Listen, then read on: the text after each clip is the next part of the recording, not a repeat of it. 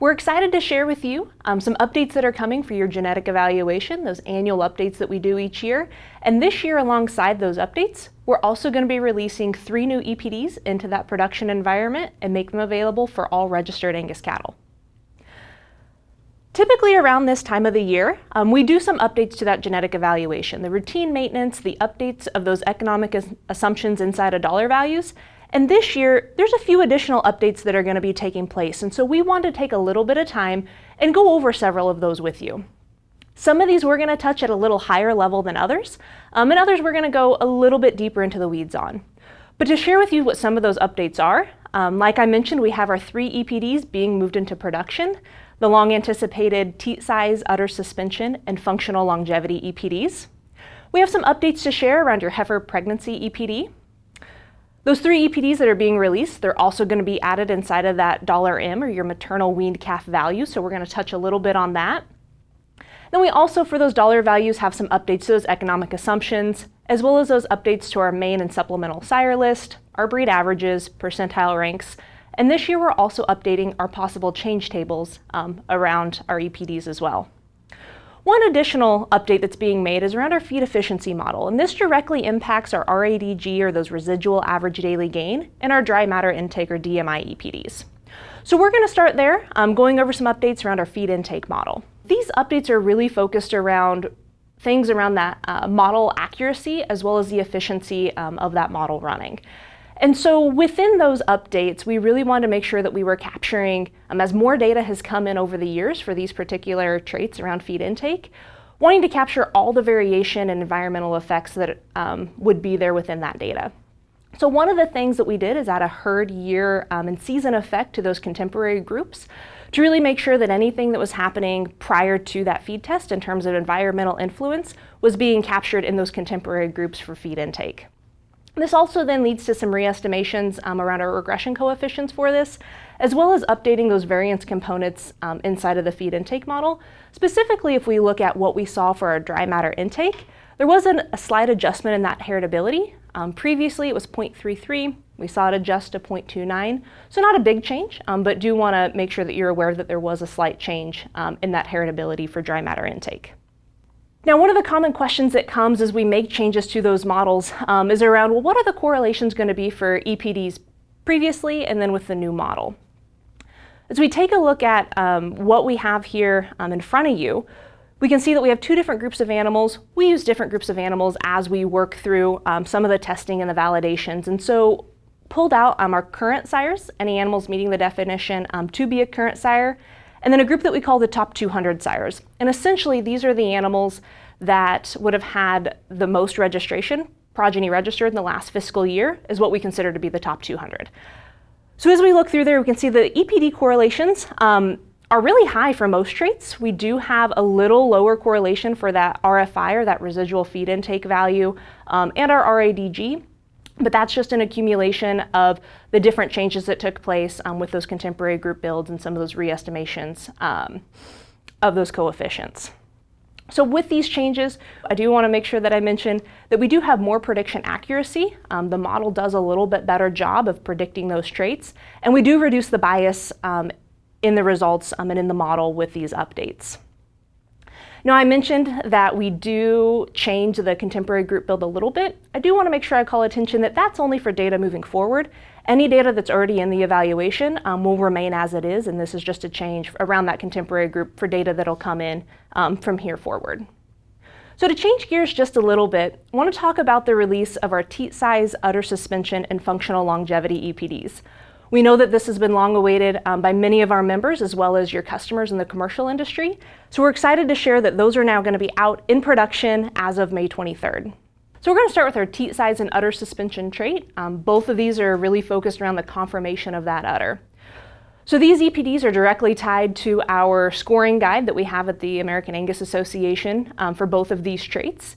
If you take a look at this example of the scoring guide that's on the screen there, the size of a teat size 1 is going to be a very large and misshapen teat, all the way down to a score of 9, which is going to be a very small, short teat. If we look at our udder suspension traits, a score of 1 is going to be that very pendulous type of an udder. Moving to a score of 9, that would be a very tight, closely held to the body cavity type udder. So both of those are going to be directly related to those EPDs. As you see a larger EPD, or they have a more towards the 1% of a percentile rank, it's going to be moving you closer to that score of a 9, either a very small teat or a very tightly held udder. If you have additional questions around teat size and udder suspension, the research report is available on angus.org to be able to dive in a little bit deeper in terms of the research behind both of these traits, and then correlations that they have with other traits such as your growth traits. Moving on to functional longevity. Our functional longevity EPD we know is something that's been long awaited, and this is a trait that's predicting the number of calves that a sire's daughters are expected to have by 6 years of age compared to other sires in the population. This functional longevity number has been a lot of years in the making, and the reason how come we're able to release this into production is due to our whole herd reporting system, where the majority of these records are coming in from to allow us to build a base for this particular trait.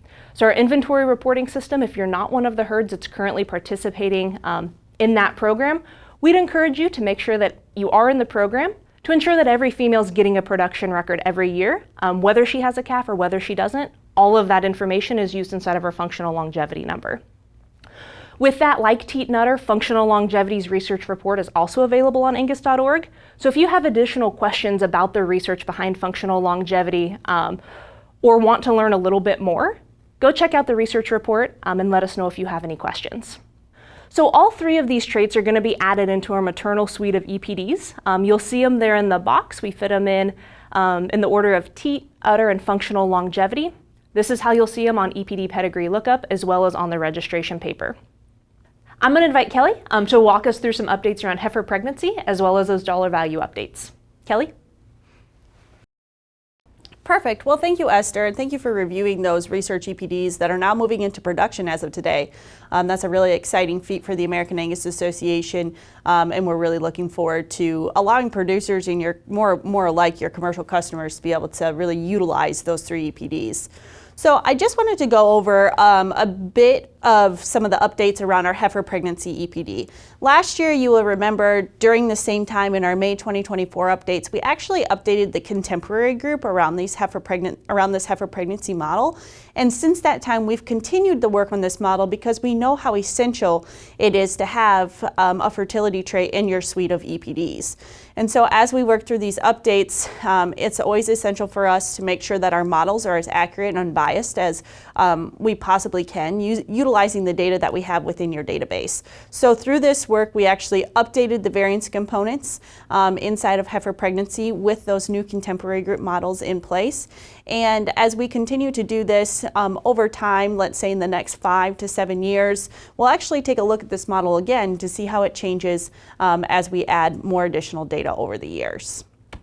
So the main take-home point for heifer pregnancy is that the heritability does half when we look at this heifer pregnancy trait. This smaller heritability is just a function of the redistribution of the variances. And when I talk about that, I'm talking about the amount of variance or difference, right, in the phenotypes that are due to the genetic variance or what's inherited from parent to offspring, to the environmental variance, which is basically all the other environmental factors that could take place and have an influence on whether or not that female is getting bred in her first season. Some of the questions that we've gotten around this update in heritability, whether that be from internal staff or board of directors or as people have read literature out there in the field, is why is this heritability halving? Today we have more appropriate methodologies for binary traits. So when I talk about binary traits, I'm talking about yes-no traits. So either you're pregnant or you're not pregnant inside of heifer pregnancy. And historically, those models have been fairly difficult to basically get a good estimate of genetic variances. Over time, those methodologies have gotten better, and that's a little bit of what we're seeing here as far as actually picking up that, hey, we have a little less heritability for this specific trait, but we feel more confident in the methodology in which we're able to utilize to get to that genetic variance. So when we think about what's actually happening, where does this variance go? It's not just disappearing. We still have the phenotypic variance of heifer pregnancy, right? But basically, we're actually seeing a bit of a larger contemporary group variance. So all the things that are fit inside of that contemporary group for your individual animals, and a bit smaller genetic variance, or the part that's being inherited from parent to offspring. So as we look at this update, I think the first question that we all have is, what does that mean for the EPDs?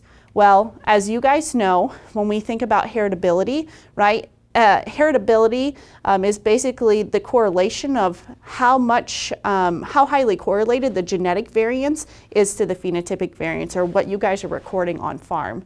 So when we think about a smaller heritability, right? When we have a reduce or a reduction in heritability to that magnitude, we're going to have a small reduction in EPD accuracy, because each one of those individual records doesn't have quite as much information from a genetic standpoint behind it. With that, we're going to see a smaller spread in the EPDs. And so when we think about the spread, the high heifer pregnancy EPDs to the low heifer pregnancy EPDs, we're actually going to shrink that variation a little bit from high to low. But the overall EPD correlations are above 0.99. So basically, even your sires that were good on HP yesterday are still going to be good on HP today. You might just not see that spread in those EPDs quite as high from top to bottom. When we think about why we had to move into this and why we wanted to continue to do this, the one thing that we always look at, as Esther talked about with some of our other traits, is basically the prediction accuracy that we can see within the model. You can see, even with that lower heritability, right, moving from 0.15 to 0.07, that we still have a very accurate and a very high prediction accuracy for this individual trait in comparison for a fertility trait. So even though our heritability is halving, our prediction accuracy only moves from 0.35 to 0.32 from that perspective. So that tells us that we actually are continuing to provide valuable information inside of that model and making that model better while we're going through these updates. With that, things like bias, we want bias close to 0 on any of these traits. We can still see that that's there. And then our inflation measure, we want that close to 1, right? So if I had an inflation measurement of 1, that would mean there was no over or underestimation of these particular EPDs.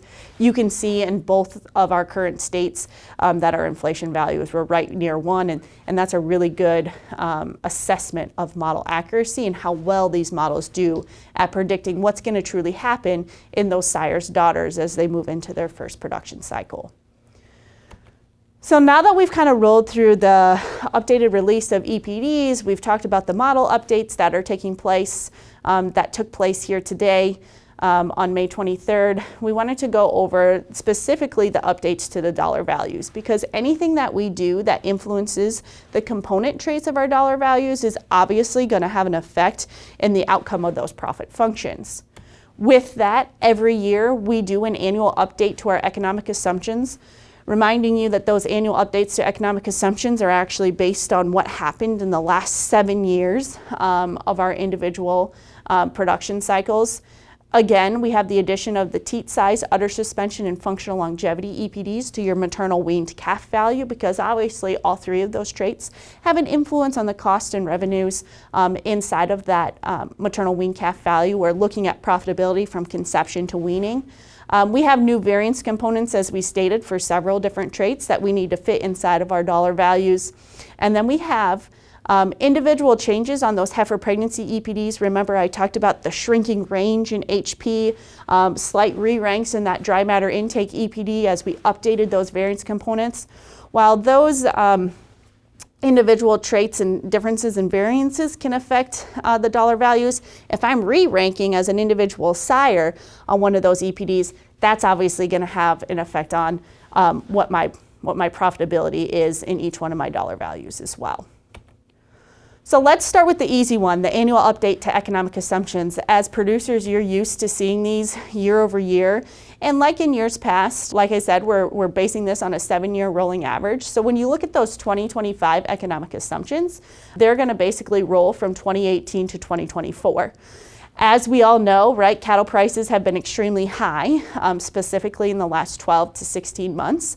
As you look at that weaned steer calf price, for instance, right, at 203, some of you may be saying, hey, we're seeing higher prices than that. But remember, it's based on that 7-year rolling average, and we actually pull these economic assumptions and work alongside CattleFax as an industry leader in really looking at these market prices within our industry to basically help us arrive at our updated economic assumptions every year. So as you look down that list, I don't think there's any surprises as we start to think about weaned steer and heifer calf prices, our overall feed costs, as we look at the maternal assumptions, and then our cow-heifer mix. Feedlot assumptions, kind of a similar story to what we've seen in current years. We actually did increase the time on feed for both steers and heifers. Here you have your steer days for both your calf fed and your yearling fed animals, sitting at 249 days and 176 days. Pretty concurrent with what we've seen in the last previous years. You also go down there, you can see that we have higher prices on that 7-year rolling average for both your yearling steer and yearling heifer prices, as well as your fed steer dressed and delivered price. Even though our profitability sectors, right, our revenues as far as how much we're getting for those calves per hundredweight continue to go up, something else that continues to go up in a similar ratio is going to be your ration costs. And so as you think about how that's going to redistribute economic weightings amongst your traits that are already involved, we have a similar kind of cost to revenue ratio fit into this model based on these 7-year rolling averages. And so overall, we're not going to see a ton of re-ranking due to just the economic assumptions alone. Finally, just to review your grid assumptions, again, based on that 7-year rolling average from 2018 to 2024. Just a reminder with our grid assumptions, and we look at that prime premium, the CAB premium, the choice select spread, and the standard discounts. Just a reminder to all of you guys that those quality components, when we look at our grid assumptions and our yield grade assumptions, we're actually basing that on a grid that's not just an average-based grid for the industry week to week. We actually get an average of the weekly average grid across the industry and the weekly max grid across the industry, and actually use those two, the weekly max and the weekly average, to blend those two premiums together. And so we're actually making Angus cattle compete on a little bit higher quality in yield grade assumptions than what we would just look at if we looked at the average of the industry. So if you're wondering how that prime, CAB, or choice select spread premiums or discounts may be a little bit different than the average of what we saw over the last 7 years, it's because we're actually using that blend of those two components. As we look at your yield grade assumptions, similar to your quality grade assumptions, very similar to what we saw last year, not a whole lot of movement. This is basically going to mean that our correlation before your $G specifically, or your grid value, is going to remain quite high as we move into this 2025 cycle. Probably the one that we have the most updates to is definitely your maternal weaned calf value. We just talked about the assumptions. Those economic assumptions alone, as we work through the updates to these individual models, we kind of pair these things out where we'll look at new and old $M values based on the economic assumptions, based on the additional traits, based on the updated EPDs. And as we look at all those differences, the most differences that we're going to see in $M are really going to come from the addition of those traits. And so that's really where we're going to focus a lot of our time today as we talk about the updates that just took place. So just to kind of remind all of you folks about how we really got started down this path, when we went in and we actually redid our indexes in 2019, that whole event really kicked off based on an industry survey, right, that was sent out to you all as members, to commercial cattlemen, to the feedlot sector, to basically give us your feedback from the industry as far as what's the importance of these traits when you're thinking about them in your own breeding decisions. One of the things that came straight to the top was cow survival, or how long that cow could stay in my herd and remain productive. At that time in 2019, we didn't have functional longevity, but because of the feedback from folks like you and your commercial cattle customers, we wanted to make sure that we fulfilled this commitment, and that's really why we started putting a lot of fuel on the fire to get through this functional longevity research, and then move that functional longevity EPD directly into your maternal weaned calf value once we got there. So today, you're going to find that there's 12 EPDs included in $M, right, including everything from calving ease direct to maternal, weaning weight, maternal milk, which is your weaning weight maternal, mature size, docility, heifer pregnancy, your foot conformation EPDs, and then your 3 new EPDs, your 2 around udder conformation, and then your functional longevity trait. So as you look at all these EPDs, you can understand how all of these EPDs either could affect the costs or the revenues within your production system. When we're thinking about maternal weaned calf value, from that standpoint, where we're really targeting the costs and revenues in your production system from conception, right? So think something like heifer pregnancy all the way to weaning as we look at our kind of output trait for our profitability index, which is the sheer amount of weight an individual producer has to sell per calf in the future. So let's take a minute and let's focus on functional longevity, because I think one of the things that we got to understand are what are the associated costs and revenues with this specific trait. So obviously we're going to have a little bit of a profit function built into our maternal weaned calf value. So we talk about cull cow sales. We're going to generate revenue from those cull cow carcass values, and this is something that we actually fit into the profit function for maternal weaned calf value. This is probably something, as we think from a producer standpoint, especially when we're thinking about genetic progress, that maybe we kind of lose sight of and we forget that we account for, but this is something that we definitely fit into this model. It's not the most important factor, but it's definitely one we wanted to point out. Obviously, another profitability factor that's going to affect the costs and revenues associated with functional longevity, which is the number of calves a sire's daughters are going to have in the herd up to age 6, is this calf sale value. Calf value is positively correlated with calf weight. That's probably the simplest statement that we're going to talk about during this presentation. Obviously, the more calf weight we have, the more value that a lot of times that's going to project into our system, and so we have to take account of the calf sales when we look at something like maternal weaned calf value. The average genetic merit of your herd is something we actually model inside of your $M. So obviously, as we have older cows, a lot of times that's going to equate to lower genetic merit, and so we want to take into account those discounted genetic expressions as we move throughout your profitability index. Obviously, replacement heifer costs, if cows are leaving the herd early and we have to create more replacements, that's going to be a cost to our system. We look at feed costs from that standpoint. If we retain a higher proportion of older cows through functional longevity, that actually allows for a higher proportion of our feed costs going to maintenance instead of growth. And as we all know, younger females are going to have to put more feed costs towards growth over maintenance. And so that's actually going to be a cost savings if we're actually feeding cows to maintenance and not growth. And then also something that we must mention, right, is the fact that calving ease or calving assistance is going to have a source of income around it, as calving ease tends to get better with older cows. So we're obviously not hitting as many issues with our older cows as we're retaining older cows in the herd.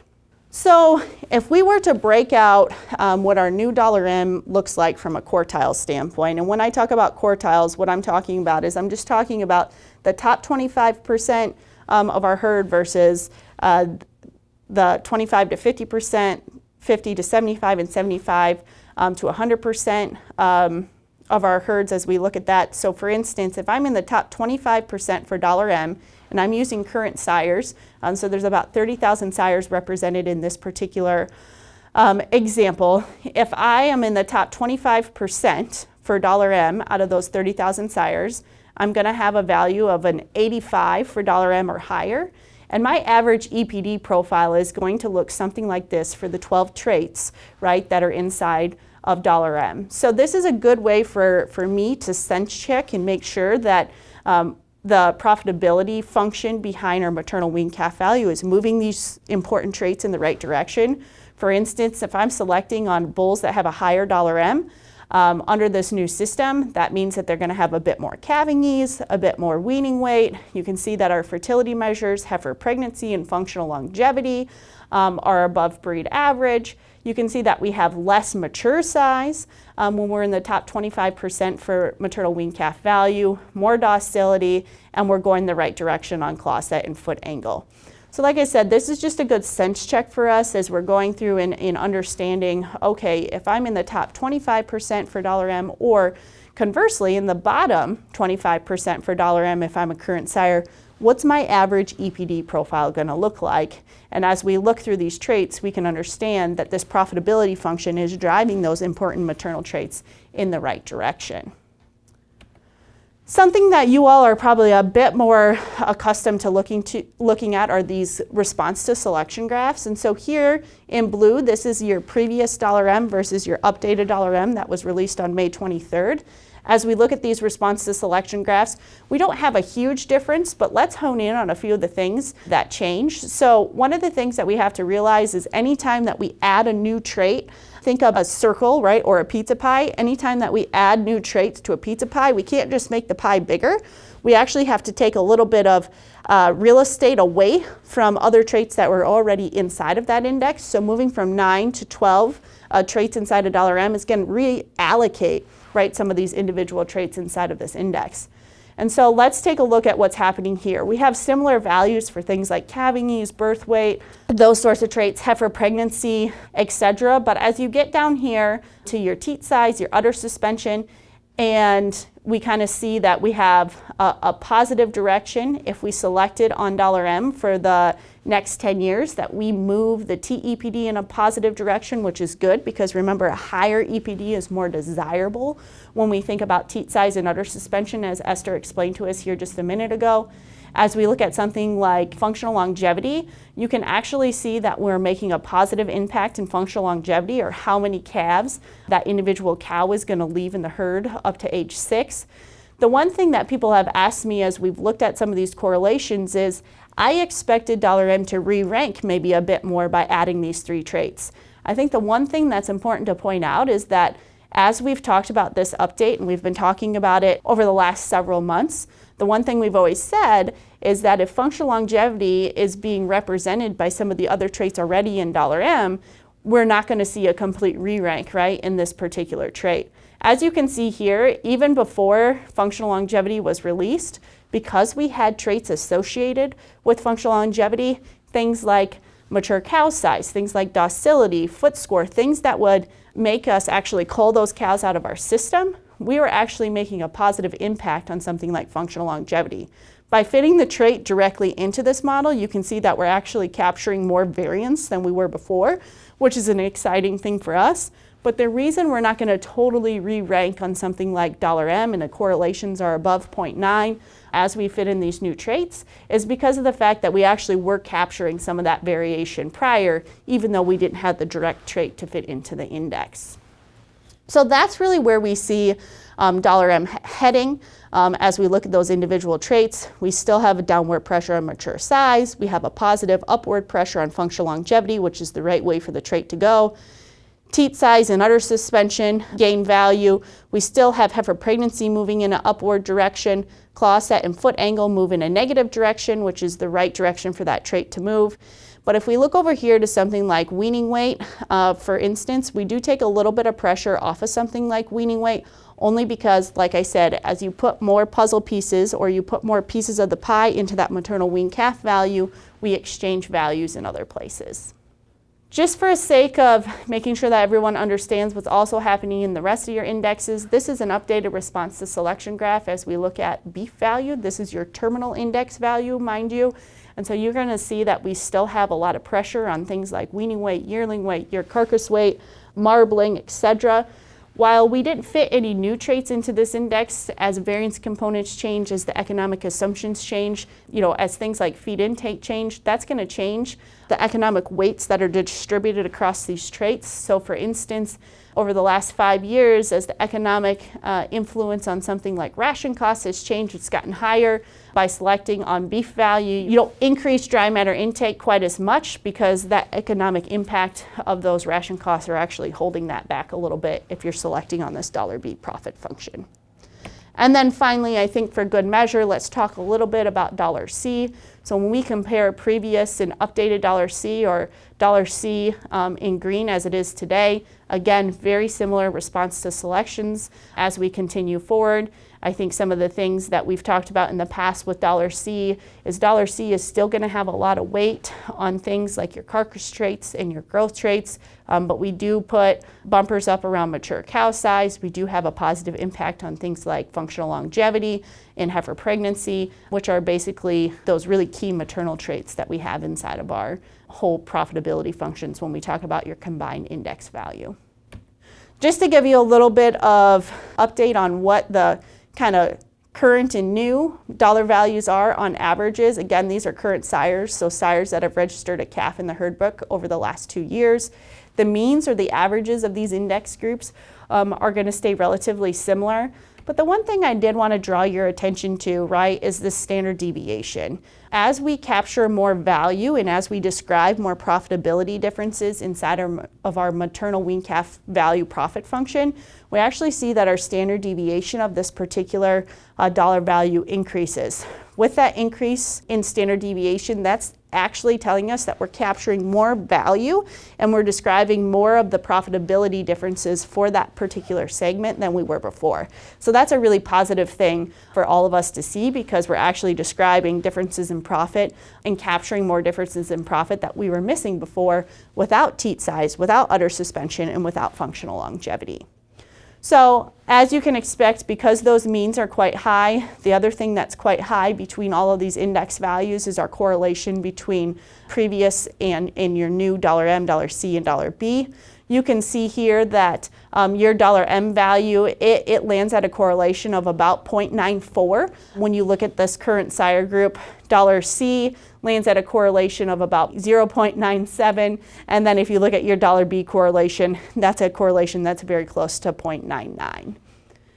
Just to give you a bit of an update on your other indexes that you have available to you, your two subsequent indexes that really feed into $B, which is F and G, you can see really tight correlations. We do have a bit more movement in your $F compared to your $G. Remember, because we did update functions around dry matter intake and your feed efficiency metrics. So obviously that's going to create a little bit more movement in your $F.